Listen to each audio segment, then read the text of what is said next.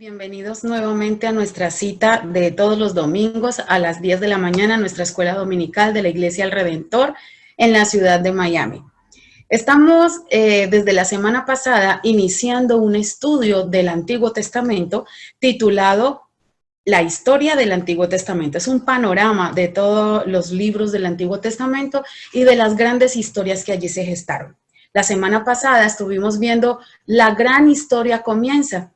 Fue todo un resumen prácticamente del libro de Génesis. Si usted no vio el video, allí se encuentra en nuestras redes sociales, en YouTube, en Facebook, y puede buscar nuestro video de esa primera lección llamada La gran historia comienza. ¿Y qué hablamos allí? Hablamos acerca de la creación, de los días de la creación, los detalles de nuestro Dios hermoso en todo el tema de la creación de la tierra, de todo lo que en ella hay y también del ser humano. Pero también vimos cómo Génesis es el libro de todos los comienzos. Entonces, dentro de los comienzos está el comienzo de la salvación, está el comienzo del llamamiento a un pueblo, a una nación santa con la cual Dios mostraría al mundo la manera de acercarse a Él, de adorarlo y de buscarlo. Y fue allí donde empezamos a ver la historia de tres grandes patriarcas, que fue Abraham, Isaac, Jacob, y por ende de Jacob las 12 tribus de Israel. Y cómo esas 12 tribus de Israel, de una manera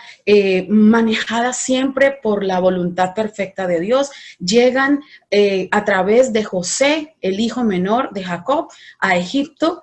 Allí son honrados durante un tiempo a razón del puesto militar y de gobernabilidad que tuvo José. Pero quedamos la semana pasada en el final de esta historia. José muere, pasan muchos años, llegan faraones a los cuales no les interesa aquella obra que hizo José, el hijo de Jacob, no le interesa la importancia de los israelitas y más bien entran a decir, no, a nosotros esto no nos está gustando, este pueblo se ha crecido mucho, se ha engrandecido y no queremos que se levanten en contra nuestra, y entonces los esclavizan. Pero hoy tenemos precisamente la continuidad de esta historia, ¿sí? Es una gran historia, pero hoy tenemos la continuidad. Entonces, permítanme hacer aquí unos ajustes y entonces vamos a darle continuidad a la gran historia del Antiguo Testamento, que en realidad es un despliegue del plan de salvación desde el Antiguo Testamento que señala la llegada del Mesías. Y quiero mostrarles una introducción para que aquellos que vieron la clase y quienes no la hayan visto puedan tener un recorderis más o menos de lo que estuvimos tratando la semana pasada. Miremos y escuchemos el siguiente video. La historia comienza con Dios creando a la humanidad, que se revela, y Dios escoge a Abraham para bendecir a todas las naciones a través de su familia. Ellos terminan siendo esclavos en Egipto y Dios los rescata. Después, en el monte Sinaí, Dios hace un pacto con Israel como un acuerdo. Y todas las leyes que Moisés le da a Israel son los términos de ese acuerdo. Son como una constitución. Algunas de las leyes son sobre los rituales y las costumbres que separan a Israel del resto de las naciones. Otras son sobre la justicia social o la moralidad, y al seguirlas, Israel le mostraría a las otras naciones cómo es Dios. Así que el resto de la Torá es la lista completa de las leyes que Moisés dio a Israel. Bueno, no. El resto de la Torá solo continúa la historia, y los 613 mandamientos solo son una selección de esa constitución original, y aún esos se repartieron en puntos estratégicos dentro de la historia. Pon atención, porque verás un patrón muy claro. Moisés le da las primeras leyes a Israel. No adores otros dioses, no hagas ídolos. Y justo después de eso, hay una historia de cómo Israel rompió precisamente esos mandamientos. Ellos adoraron el becerro de oro. Por lo que Moisés da más leyes. Y luego encuentras más historias de rebelión. Luego más leyes. Y de nuevo rebelión. Luego más leyes. Más rebelión. Y empiezas a entender el punto. Claro, no importa cuántas leyes haya. Ellos simplemente seguirán rebelándose. Así que en la conclusión de la historia de la Torá, Moisés da un discurso final a Israel mientras se preparan para llegar a su nuevo hogar y les dice: chicos, ya sé que no van a seguir todas las leyes de Dios, me han demostrado que son incapaces. Moisés dice que el problema es que sus corazones son duros y que van a necesitar corazones transformados si algún día van a seguir realmente la ley de Dios. Este video que acabamos de ver es un poco de resumen de parte de lo que vimos la semana pasada y en cierta forma una introducción del tema que miraremos hoy, ya que hoy nos corresponde hablar del libro de Éxodo. Va a tener algo de parte de Deuteronomio, Números. Bueno, va a avanzar un poquito, la historia va a avanzar un poco más que del Éxodo en el día de hoy. El texto clave que vamos a trabajar durante toda la clase, sino en el que vamos a pensar que se centra la clase del día de hoy, se encuentra en Deuteronomio capítulo 7, versículo 8. Dice la palabra del Señor: por cuanto Jehová os amó, refiriéndose a Israel, os ha sacado Jehová con mano poderosa y os ha rescatado. ¿Y es por qué? Porque vamos a hablar primeramente de cómo es que Dios, después de que la nación de Israel se encuentra 400 años de esclavitud, entonces Dios decide liberarlos. Pero ¿saben por qué decide liberarles? Simplemente porque Dios cumple siempre sus promesas. ¿Recuerdan la semana pasada hablábamos acerca de qué le prometió Dios a Abraham, el primer patriarca? Le había dicho que de su descendencia o en su descendencia serían benditas todas las familias de la tierra. Pero también el Señor le dijo que lo iba a llevar a una tierra que fluye leche y miel. Esa tierra es Canaán.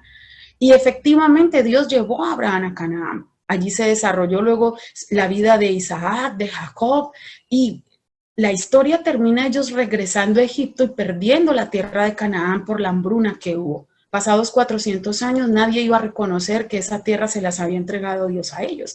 Así que era necesario nuevamente creer en las promesas de Dios, que si un día Dios decidió que esa tierra era de ellos, que a ellos les pertenecía, el Señor iba a hacer lo que fuera. La semana pasada veíamos cómo Dios hace lo que tenga que hacer para cumplir sus propósitos y sus planes. Pues bien, hoy vamos a mirar cómo Dios continúa esta historia dándole la libertad.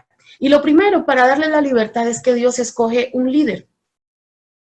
Dios escoge a un hombre llamado Moisés para ser el líder de Israel, el libertador de Israel. Este líder llamado Moisés tiene una protección sobrenatural de Dios desde su nacimiento. Todos sabemos que el nombre de Moisés de hecho se llama salvado de las aguas. Ese es el significado del nombre de Moisés. Todos conocemos esa historia y sabemos que no podemos, al estar hablando de manera general, entrar a muchos detalles de la historia, pero Moisés tiene protección especial desde su nacimiento, porque todos los niños en la época en la que él nació estaban siendo asesinados por el faraón, por la orden del faraón, para que el pueblo de Israel no creciera más y no se fuera a formar un gran ejército. La orden era que si nacían niñas las dejaran vivir, pero si nacían niños tenían que morir. Pero Dios preservó la vida de Moisés de una manera milagrosa, de una manera sobrenatural. Pero también Dios trató con él de manera sobrenatural. ¿Sabe? Porque él fue levantado en el palacio en Egipto como hijo de la princesa. Posiblemente un futuro faraón. Recibió toda la instrucción, toda la capacitación, pero llega un momento en el que tuvo que tomar una decisión de defender a uno de los de Israel y tuvo que huir, tuvo que escapar como un fugitivo. Era parte del trato de Dios y el Señor lo lleva 40 años al desierto. ¿Saben por qué? Porque es que Moisés estaba demasiado preparado a nivel del tema de Egipto y de educación. Pero Dios necesitaba que él entendiera que esa no era la preparación que Dios necesitaba para él. Cuando Moisés se sentía muy preparado, Dios no lo pudo usar. Pero cuando Moisés se sentía que ya no servía, que él de verdad no iba a poder hacer nada, es el momento donde Dios le dice: ahora sí voy a empezar contigo. Y es así como Dios tuvo un trato sobrenatural con él en todas las etapas de su vida. Pero un llamado sobrenatural.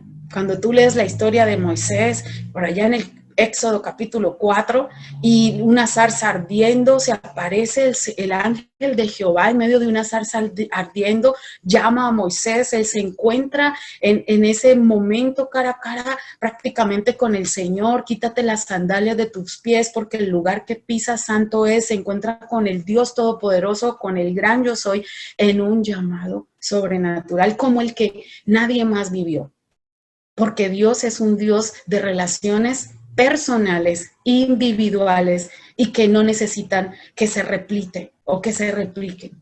¿Por qué? Porque Dios quiere tener con cada uno de nosotros una relación de una manera personal, como lo hizo con Moisés. Le recuerda el pacto que él había hecho con Abraham, con Isaac y con Jacob. Y de hecho le dice, yo soy el Dios de Abraham, de Isaac y de Jacob. Y he venido para darle continuidad al pacto que yo tengo con ellos, a esa promesa que hice de llevarlos a la tierra prometida, y tengo una tarea para ti. Y entonces es donde Moisés es empoderado en esa tarea que el Señor designa sobre él de ser el libertador de Israel, el que iba a conducir el pueblo de la condición de esclavitud a la libertad. Dios libera a su pueblo por mano de Moisés de manera poderosa. De manera poderosa. Todos conocemos la historia de las 10 plagas de Egipto. Sí, y de hecho, por esta temporada que estamos viviendo, muchas personas volvieron a recordar el tema de las plagas.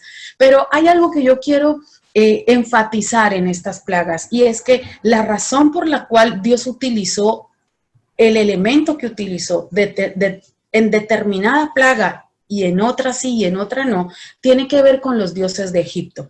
Porque Egipto es un tipo de nación politeísta, donde tenían dioses para absolutamente todo. Y ahora se estaban enfrentando con el Dios dueño absolutamente de la tierra, el dueño de todo lo que existe. Y ellos querían competir con Dios. Y Dios, a través de las plagas, les demuestra cómo ninguno de sus dioses podría hacer absolutamente nada por ellos. Y por eso quiero que miren este video que muestra cómo, o hace la comparación, cómo cada una de las plagas tienen que ver con uno de los dioses de Egipto. Vamos a mirar.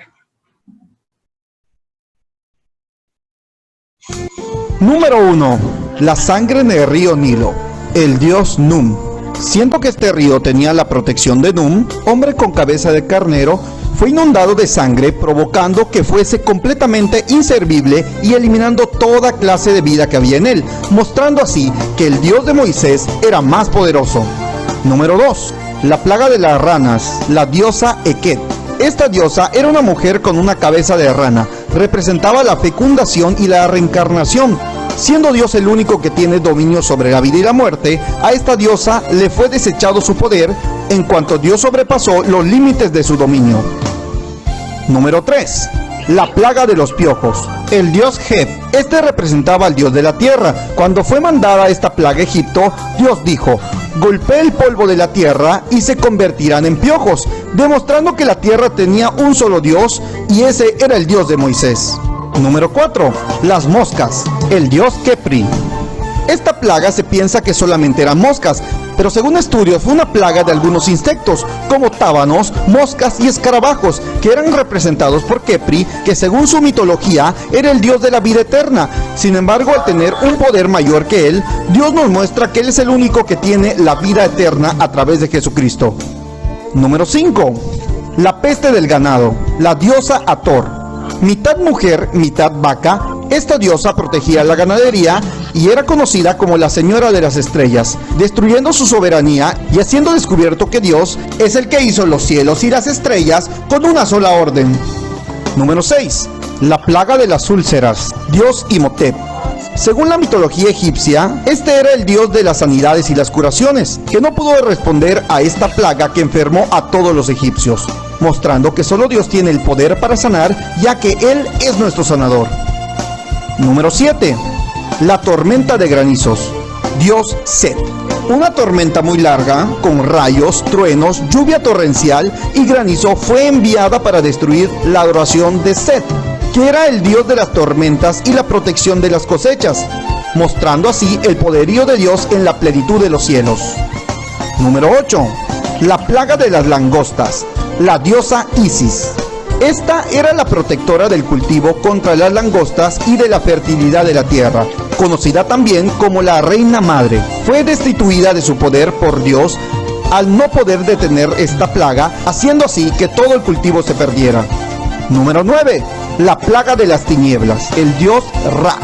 Cubriendo completamente en tinieblas Egipto, todos sus sacerdotes pedían porque el dios Ra, dios del sol, con cuerpo de hombre y cabeza de halcón, que eliminara la oscuridad.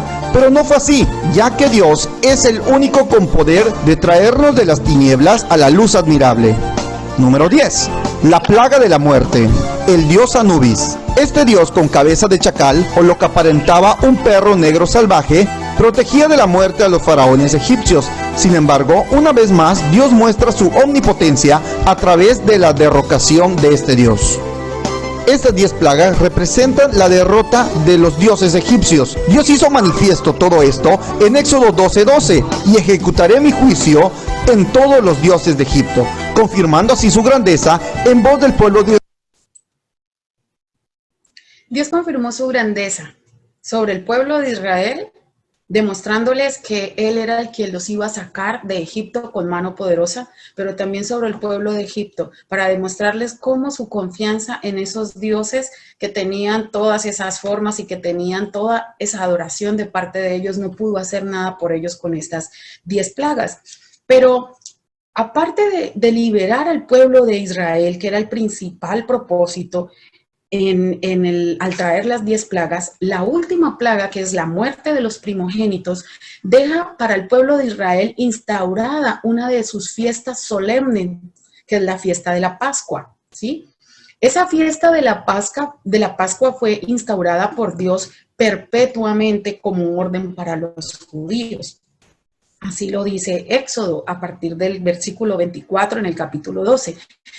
Era un mandato para que de generación en generación se cumpliera esa celebración una vez al año de la Pascua. ¿Y por qué era necesario que Israel continuara con esa fiesta de la Pascua? Es porque tiene toda la relación con Cristo y su obra en la cruz del Calvario. La fiesta de la Pascua, todos saben en qué consistía y vamos a recordarla un poco, y era que ese día que venía el espíritu de muerte para acabar con todos los primogénitos en Egipto, el Señor dio la orden para que todo israelita matara un cordero y pintara el dintel de su puerta, de su casa, lo pintara con la sangre de ese cordero. Así, en esa noche, cuando el espíritu de muerte viniera sobre todo Egipto, entonces iba a pasar por alto, por eso se llama pasar, ¿sí? Pascua, pasar por alto, pasaba por alto la casa que tuviese la marca de la sangre del cordero.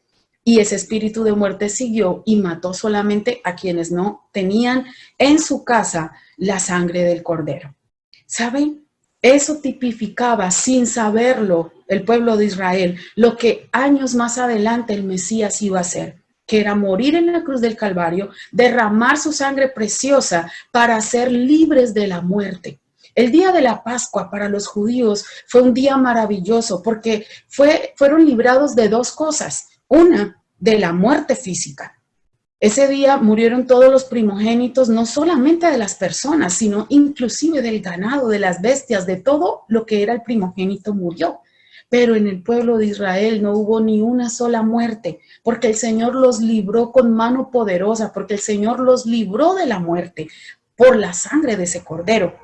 Pero también esa plaga, la muerte de los primogénitos, fue aquella plaga y fue aquel suceso que hizo que ellos fueran libres de la esclavitud. Si usted recuerda la historia, a través de todas las demás plagas, el faraón egipcio les decía, pueden irse, ya no los quiero tener más aquí. Pero cuando el pueblo arrancaba a irse, él los devolvía, mandaba su ejército y los volvía a traer otra vez a Egipto. Pero en esta última, él dijo, váyanse, definitivamente no los quiero aquí. Y esa fue la plaga definitiva a través de la cual ellos tuvieron libertad.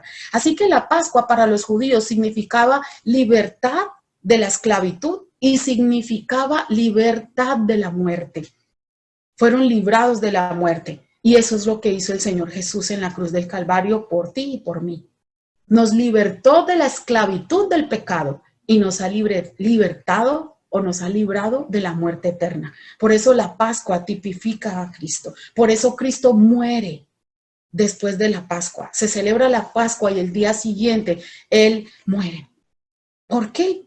Porque esa era una forma, era una sombra. Lo que los judíos tenían que hacer en la fiesta de la Pascua era una sombra de lo que iba a venir, que era el sacrificio de Cristo en la cruz del Calvario por dar la salvación. Por eso es tan importante esta fiesta para los judíos y fue instaurada precisamente al darles libertad.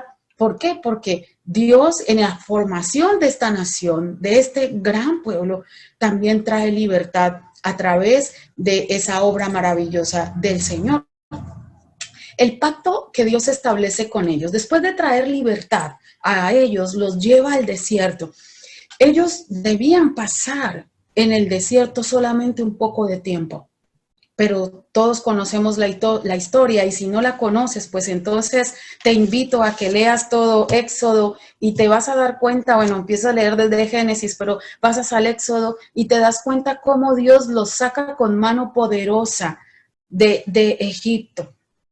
Los lleva a cruzar el Mar Rojo en seco.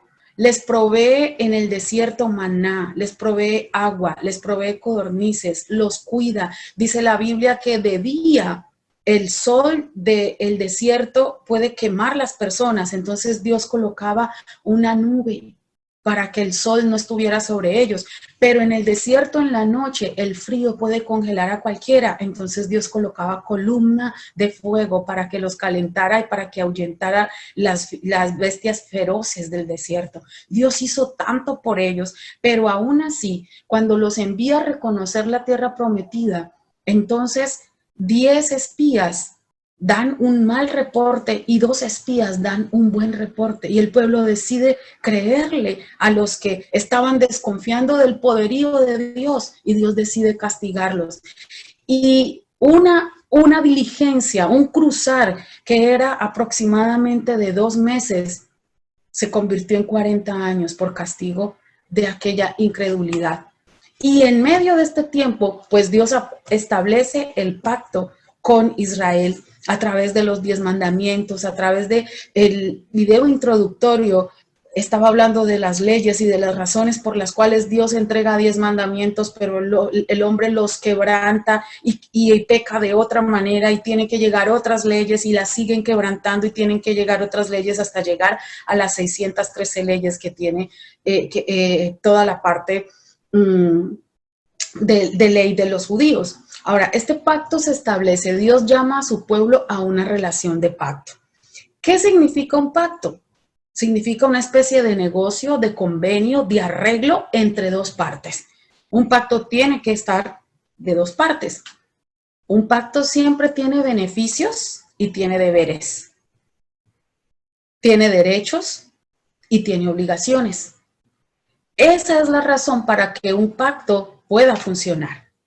Si no se cumplen ambas partes con los derechos o no se cumplen con los deberes, entonces el pacto no está llevándose a cabo por una de las 2 partes o por quien lo incumpla. Y definitivamente Dios jamás va a incumplir su pacto. Es el pueblo el que siempre lo incumple. Somos los seres humanos los que siempre nos olvidamos de la bondad de Dios y de todas las cosas que Él ha prometido.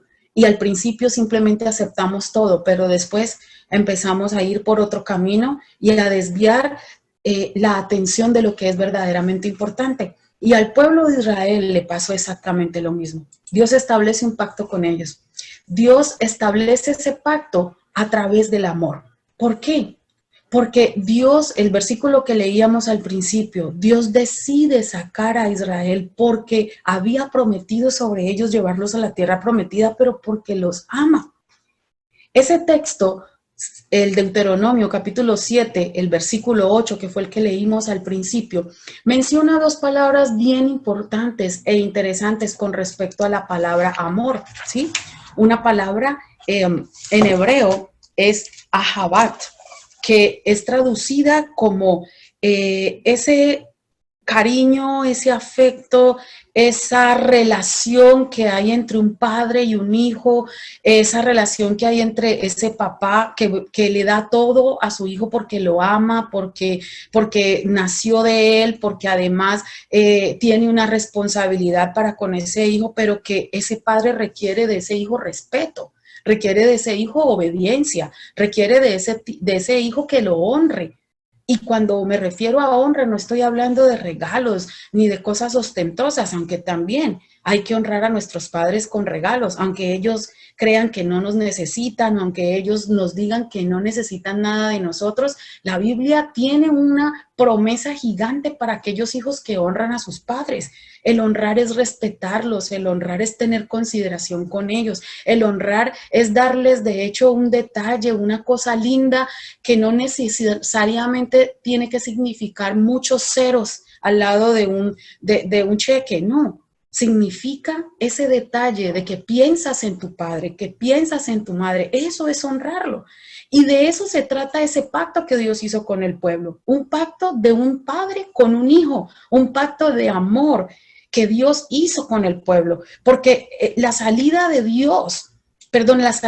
pueblo fue por amor, porque Dios los amaba y ya no los quería ver más en esclavitud. Pero luego cuando establece con ellos un pacto y le da las leyes, es también por amor, por esa misericordia de que no quería que ellos siguieran cometiendo más errores y haciendo más cosas que les iba a hacer daño a ellos mismos. Es como cuando un padre sabe que un hijo se está haciendo daño y le coloca reglas en la casa y le coloca normas para que el hijo no se desvíe y no vaya a dañar su futuro. Es lo que Dios hizo con la ley, previendo que ellos no fueran a contaminarse con todas las naciones vecinas que hacían tantas cosas que afectaban la integridad de ellos y que deshonraban a Dios. Pero la segunda palabra que se refiere en ese texto es chesed, y también es traducida como amor, pero este amor es un amor más perfecto, porque no es ese amor únicamente del padre y de la familia, no, este amor es, haga de cuenta, el amor ágape que se menciona en el Nuevo Testamento, que es el amor que solo le pertenece a Dios, que es ese amor que es lleno de misericordia, que solo quiere lo bueno, que no depende de qué tan buenos seamos nosotros, sino de la misericordia de Dios y de qué tan bueno es Él. No existe mérito alguno en ningún ser humano para que Dios haga todo lo que hace por nosotros y en nosotros. Es solo por su amor y por su misericordia.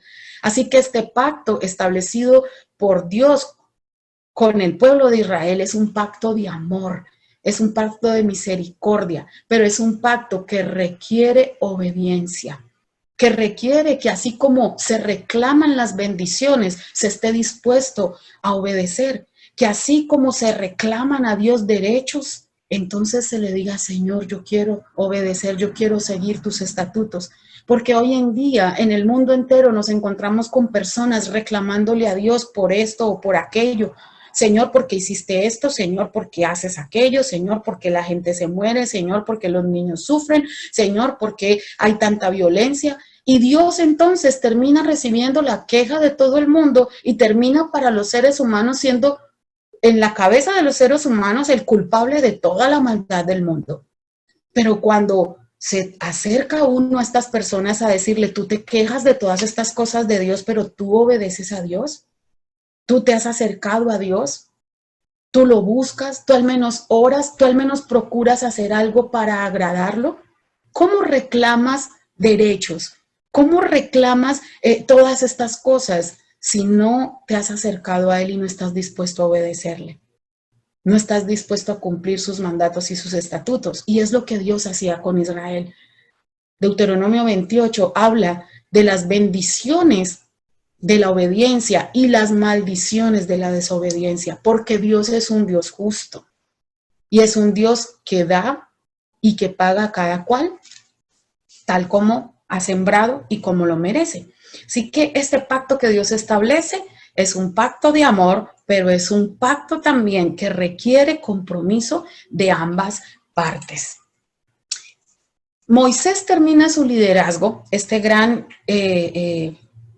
monarca, o bueno, monarca no porque él no fue rey, pero este gran líder termina su liderazgo y yo traté de hacer una especie de acróstico que quiero que ustedes estén viéndolo aquí, con algunas características de Moisés. Moisés era un hombre manso, era un hombre obediente, era un hombre intercesor, era un hombre siervo, era un hombre espiritual y era un hombre sensible, pero además era humano. Todas estas características son las que tuvo y muchas más este hombre, el cual Dios utilizó para sacar al pueblo de Israel. Ese hombre que dijo, yo no sé hablar, ese hombre que dijo, yo soy tartamudo y no sé cómo me voy a comunicar con el pueblo, ese hombre que le dijo, en nombre de quién voy a hablar, ese hombre que puso mil excusas y obstáculos para servirle a Dios al principio, pero que después con mano poderosa sacó a Israel.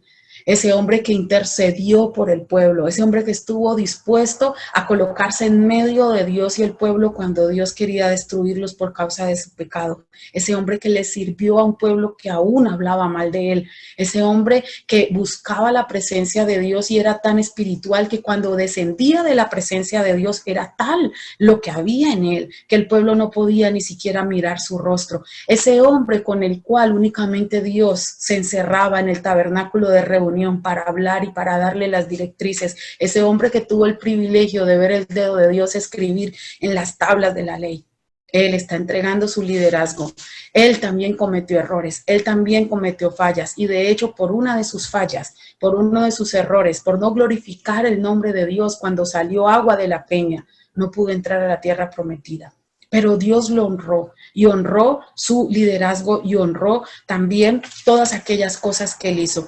Y Moisés tiene que delegarle a alguien. Y Moisés sabía que al él faltar, iba a preparar a alguien que tomara su lugar. Preparó a Josué, hijo de Nun, para que tomara su lugar. Miren. Jehová dijo a Moisés, sube a este monte Abarim, y verás la tierra que he dado a los hijos de Israel. Y después que la hayas visto, tú también serás reunido a tu pueblo, como fue reunido tu hermano Aarón.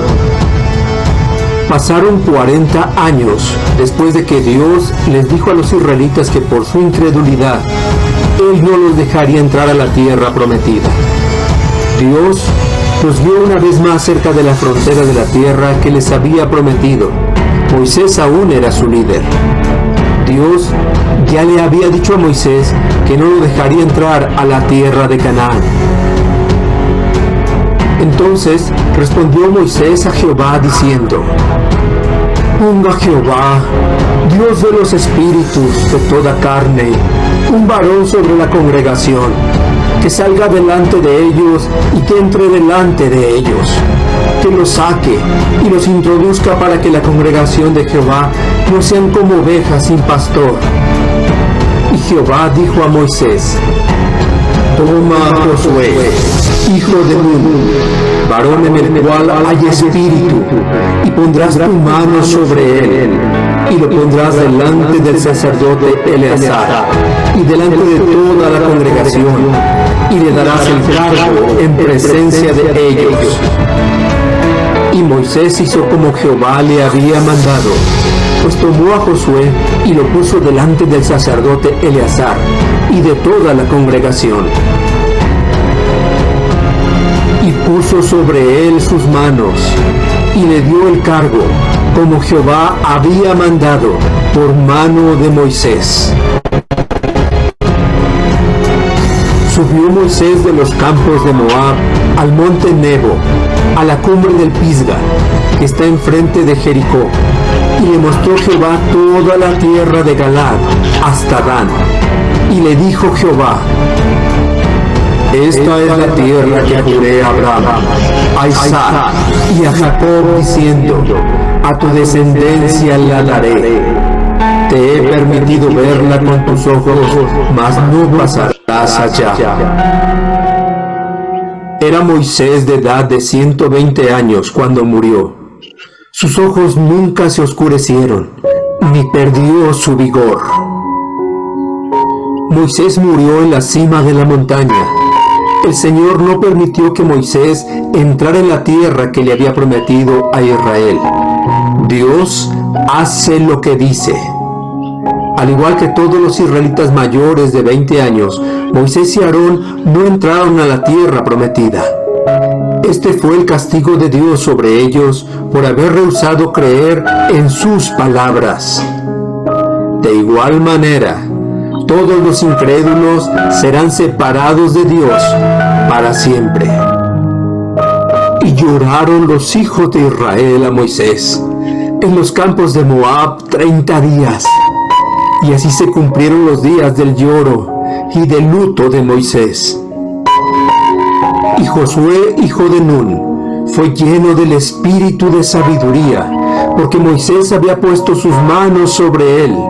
Y los hijos de Israel le obedecieron e hicieron como Jehová mandó a Moisés. Josué ahora era el nuevo líder de Israel.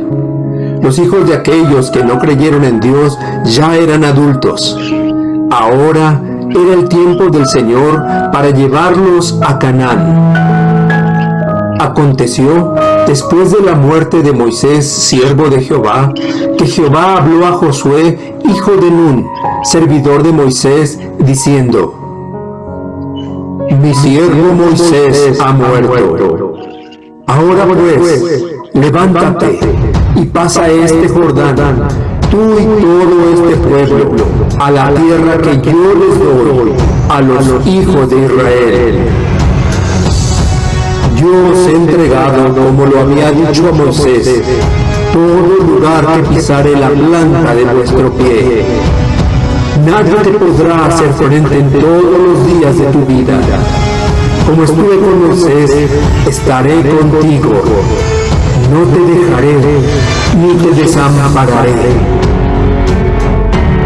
Tomó pues Josué toda la tierra, conforme a todo lo que Jehová había dicho a Moisés, y le entregó Josué a los israelitas por herencia, conforme a su distribución, según sus tribus, y la tierra descansó de la guerra. Josué guió a los israelitas hacia Canaán, y Dios les dio la tierra que les había prometido a Abraham y sus descendientes. El Señor no falló en cumplir ninguna de las cosas que Él les había prometido. Qué bello. El Señor no falló en cumplir ninguna de las cosas que les había prometido.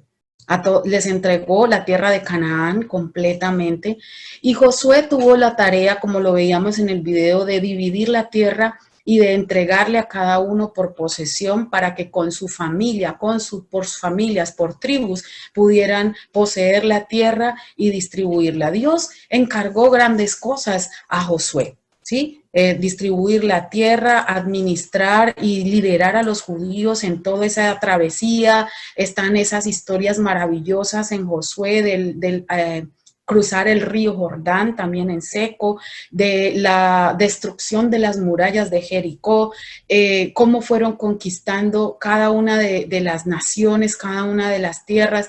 Y está esa famosa palabra de Josué: yo y mi casa serviremos al Señor. La herencia que Dios le da a Israel es esa tierra prometida. Dios promete desde Abraham y ahora la están recibiendo. El Señor con mano poderosa les permitió entrar a Canaán, aunque los moradores de Canaán eran gente poderosa, aunque eran gente guerrera, aunque habían ejércitos, pero mayor era el que estaba con el pueblo de Israel, y por eso ellos pudieron vencer. Y otros, todas las naciones vecinas veían, y todas las naciones de Canaán vieron cómo Dios les entregó con mano poderosa a Jericó, y empezaron a temblar ante el pueblo de Israel a causa del Dios de Israel.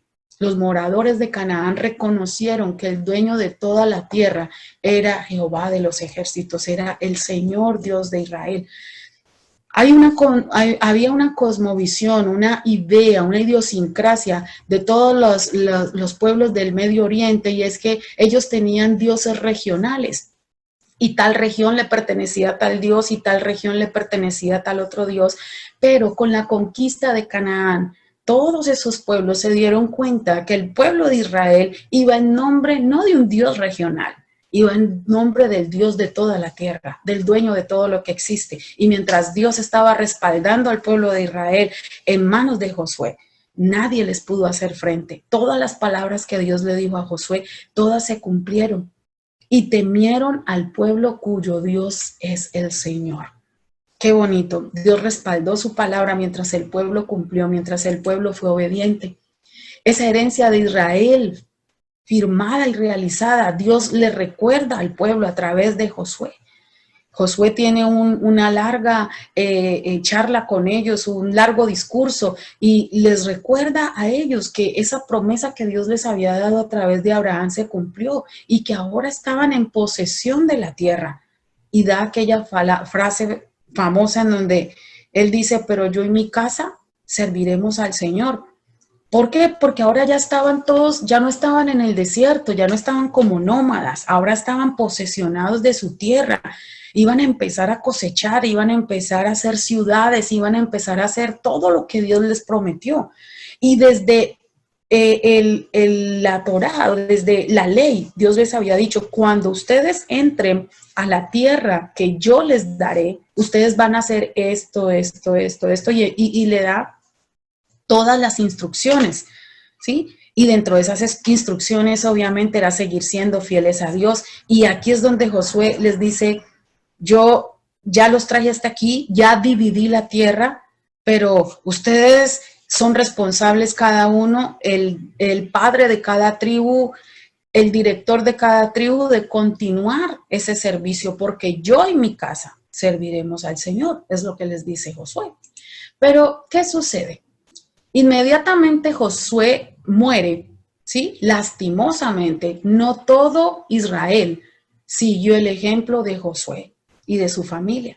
A la muerte de Josué, ese fue un error que muchos de los estudiosos le colocan sobre los hombros a Josué. Y es que Moisés dejó un sucesor. Moisés se encargó de preparar a Josué para que tomara las riendas, para que tomara su lugar cuando Moisés muriera.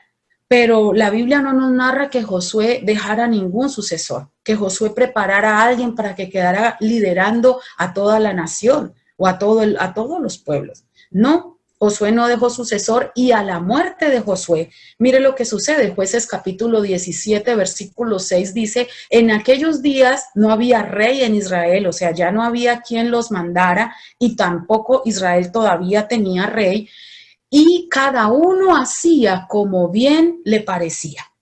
Y es la época en donde empieza la temporada de los jueces. Ustedes pueden también, son historias muy fascinantes, muy entretenedoras, si así lo pudiéramos decir, aunque sabemos que siempre la palabra de Dios no es para entretener, sino para edificar, pero me refiero a lo fascinante que es una historia de un juez y la otra historia del otro juez. ¿Quiénes eran los jueces? Fueron hombres que se levantaron en esta época en la que después de que muere Josué, cada cual hacía como bien le parecía y empezaron a infringir el pacto que habían hecho con Dios. Empezaron a infringir la ley que habían ellos aceptado de Dios y empezaron a hacer negocios con las naciones paganas, a tener matrimonios mixtos con las naciones paganas, a aceptar los dioses de ellos, a adorar a los dioses de ellos, a dejarse contaminar, a dejarse persuadir de aquello de lo que Dios les había dicho que no podían contaminarse.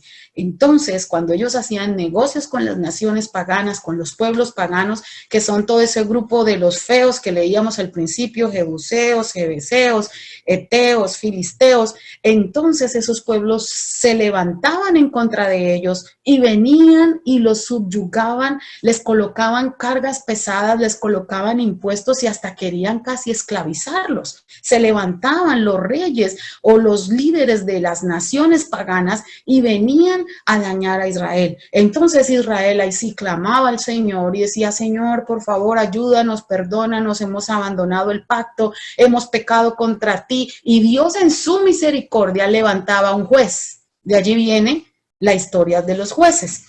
Fueron 13 jueces en diferentes momentos que Dios levantó para defender al pueblo de Israel en distintas épocas a diferentes de las tribus de Israel, de esos pueblos que se levantaban. Y es de allí donde salen historias como las de Sansón, Gedeón, la de Tola, de Barú, ¿sí? Y entonces Dios en todo este proceso levanta esos jueces para tener misericordia con el pueblo de Israel. ¿Por qué? Porque el pueblo simplemente siempre decidió seguir haciendo lo mismo. Una temporada bien con el Señor y otra temporada en la que le fallaban y tenía que el Señor traer juicio sobre ellos para que volvieran y lo reconocieran. Terminando este tema o este tiempo, tenemos que reflexionar en algo. En esta lección hay algo bien interesante y es que hablamos de ese llamado de Moisés. Y quiero leerles un momento este párrafo. En esta lección pasamos del llamado de Moisés a la base de una relación de pacto con Dios. A veces podemos sentir que Dios nos ha invitado a participar en su obra, pero como Moisés nos sentimos poco aptos para la tarea. Aun cuando no sintamos que somos adecuados, Dios nos dará lo que necesitamos para cumplir el llamado que Él nos ha dado. En otros momentos de nuestra vida cristiana podemos sentir que estamos cumpliendo una rutina en vez de mantener una comunión activa con Dios, pero Él quiere que sirvamos a Él porque lo amamos y no por una rutina o un compromiso. Cuando le pedimos al Espíritu Santo que obre en nuestra vida, Él traerá cambio en lo que sea necesario. Parte de la exhortación a seguir la ley era recordar las poderosas obras de liberación que Dios había hecho. Al recordar las obras de Dios en nuestra vida, es más fácil mantener el enfoque de que Dios nos ama, es fiel también a sus promesas. Tú no sé cómo te sientas en este momento, si has dejado de servirle a Dios en algo, si te sientes estancado, si te sientes que Dios colocó sobre tus hombros algo que no eres capaz de desarrollar. Mira esta vida de Moisés, cómo Dios lo llama cuando ya tenía avanzada edad, 80 años. Después de haber pasado 40 años en el desierto, que él pensó que ya ahí terminaba, Dios le dice apenas estás empezando. Él saca 1000 excusas y coloca inclusive limitaciones físicas. Y Dios le dice, no hay excusas para mí cuando yo quiero usar a alguien. Pero también Moisés tuvo una relación con Dios que se basaba no en el temor, no en el miedo, era en el temor a Dios, que son dos cosas muy diferentes. Moisés no le tenía miedo a Dios, Moisés temía al Señor. Era ese temor reverente, ese temor de obediencia, ese temor de respeto, de saber quién es Él, de apreciarlo, de apreciar su presencia. Moisés no iba a la presencia de Dios porque, ay, si hoy no voy, el Señor me va a regañar. No, él anhelaba esa presencia. Él anhelaba ese momento, él anhelaba estar con el Señor, pasar largos días con Dios. El pueblo de Israel fue una veleta. Tuvo unos momentos muy arriba y tuvo otros de declive, pero aún así la fidelidad de Dios jamás los abandonó. Y la fidelidad de Dios jamás nos abandona a nosotros hoy. El pueblo de Israel tenía que tener en sus fiestas solemnes el recordar todas las obras poderosas que Dios había hecho para aumentar su fe, para solidificar su fe. Bueno, podemos aprender de eso. Yo sé que Dios ha hecho cosas poderosas, milagros ha hecho en nuestras vidas, en nuestras familias. Cuando nuestra fe empiece a decaer, recordemos las obras poderosas de Dios. No solamente esas obras poderosas que se encuentran en la Biblia, que alimentan nuestra fe y que nos hacen ver que el mismo Dios que abrió el Mar Rojo, es el mismo que abrió el río Jordán, es el mismo que derribó las murallas de Jericó, es el mismo que le entregó la tierra prometida al pueblo, es el que tú y yo tenemos hoy en nuestro corazón, al que adoramos, al que servimos. Pero no solamente Dios ha hecho cosas grandes escritas ahí en la Biblia, ha hecho cosas grandes contigo, con tu familia. Cuando tu fe quiera decaer, cuando te sientas desanimado, desanimada, trae a memoria las grandes cosas que Dios ha hecho contigo. Y si tú dices, bueno, no recuerdo ninguna, yo te digo una, la más importante, ya te salvó. Dio su vida en la cruz del Calvario por ti. Te está regalando vida eterna. Y esa es la obra más poderosa y más maravillosa que puede hacer Él sobre nuestras vidas, por la cual amarle, por la cual servirle, por la cual adorarlo, por la cual estar con Él y para Él, y preparados por Él y para Él, para cuando nos llame a su presencia o para que cuando Cristo venga por su iglesia nos vamos con Él. Qué bueno poder compartir con ustedes este tiempo. Hemos llegado al final de este segundo estudio. Espero que haya sido de bendición este rápido estudio de cómo el Dios saca al pueblo de esa esclavitud, los trae por el desierto, les entrega la ley, el pacto, luego entran a Canaán, se distribuye toda la tierra para ellos, Josué los deja allí establecidos, entran en un tiempo de jueces en el que Dios los libera, levanta. El último juez es Samuel, del cual tal vez hablaremos un poco la próxima semana para darle inicio a la temporada de los reyes, porque la próxima semana los espero a la misma hora y por este mismo medio, porque vamos a estudiar la época del Reino Unido, el reino de Saúl, David y Salomón, lo que se le llama el Reino Unido del pueblo de Israel, cuando Israel decide pedir rey. Termina Samuel, el último juez y sacerdote, para ungir al primer rey de Israel, que fue Saúl. Entonces vamos a ver esos tres monarcas en la próxima clase, no se lo pierdan. Dios me les bendiga, cuídense mucho, sigan fieles al Señor, sigan orando a Dios cada día, sigan amando al Señor con todas sus fuerzas, con todo su corazón, con toda su alma, como dice la Escritura. Y sigamos preparados porque Cristo viene pronto. Nos vemos, Dios les bendiga, cuídense mucho.